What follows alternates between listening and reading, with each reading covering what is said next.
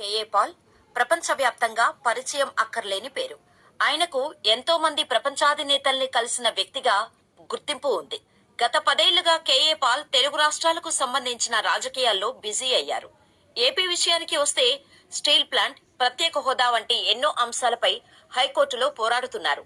అయితే ఆయన పైకి కామెడీగా కనిపించినా కొన్ని విషయాల్లో చాలా సీరియస్ గా ఉంటారని మీకు తెలుసా? ముఖ్యంగా కోర్టులకు సంబంధించిన విషయాల్లో ఆయనే స్వయంగా వాదనలు వినిపిస్తున్నారని తెలుసా?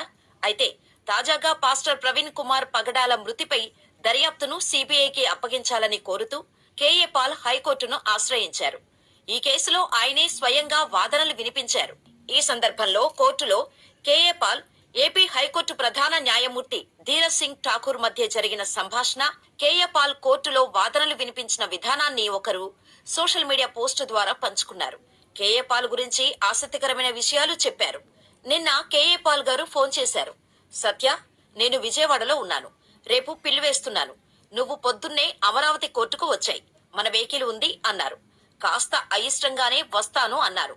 3 రోజుల నుండి నిద్రలేదు, ఒంట్లో ఓపిక లేదు, అందుకే వెళ్ళాలి అనిపించలేదు. సరే వస్తాను అని చెప్పాను కదా అని కాస్త ఓపిక చేసుకుని తెల్లవారుజామున 4 గంటలకు బయలుదేరా. కోర్టుకు చేరుకున్నా. ఆయన హడావుడిగా కోర్టు లోపలకు వెళ్లిపోయారు. సెక్యూరిటీ వాళ్ళు నన్ను, బౌన్సర్లను బయట ఆపేశారు. ఆయన లోపలికి వెళ్లి నేను రాలేదు అని చూసి కిందకు 5 మంది లాయర్లను పంపించారు. వాళ్ళు నన్ను కోర్టు రూమ్ లోకి తీసుకెళ్లారు. ఎదురుగా చీఫ్ జస్టిస్ గారు కూర్చున్నారు. ఒకదాని తర్వాత ఒకటి కేస్ నెంబర్స్ పిలుస్తున్నారు. పాల్ గారి నెంబర్ వచ్చింది. చీఫ్ జస్టిస్ గారు పాల్ గారిని చూసి, doctor Paul, how are you అన్నారు. అది ఆయన స్థాయి అంటూ వివరించారు. పాల్ గారు లేచి ముందుకు వెళ్లి ఆయనే కేసు వాదించడం మొదలుపెట్టారు. చీఫ్ జస్టిస్ గారు, సరే వాళ్ళు వివరణ ఇస్తారు, కొంత సమయం ఇవ్వండి, వాయిదా వేస్తాను అన్నారు. పాల్ గారు, can you please give me 2 minutes of time అని గట్టిగా అన్నారు.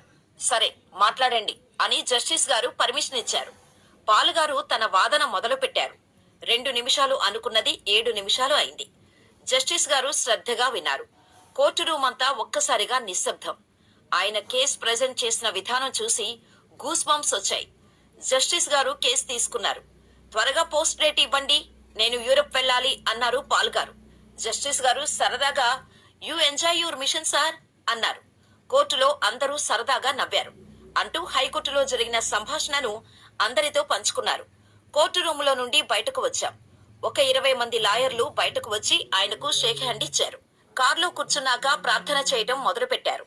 ఆ తర్వాత హోటల్లో ప్రెస్ మీట్ పెట్టి అద్భుతంగా మాట్లాడారు. ఆయన అసలు పొద్దున్నుండి ఏమీ